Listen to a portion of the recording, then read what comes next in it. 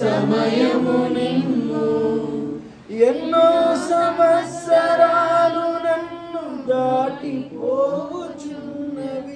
నా ఆశలు నా కలలనే వెంబడించుచుంటిని.